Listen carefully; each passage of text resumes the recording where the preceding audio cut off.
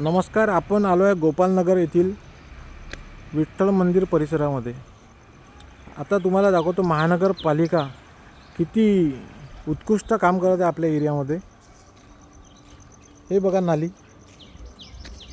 या नालीमधून एक कमीत कमी 3 महिने झाले या नालीची साफसफाई अधिकपर्यंत झालेली नाही. कोणी कर्मचारी पण इथे पाठवत नाही.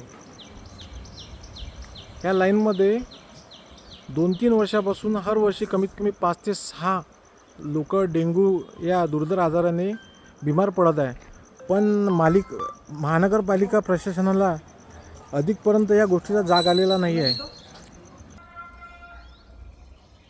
ही आहे या सर्व्हिस लाईनमधील कंडिशन, खरी कंडिशन.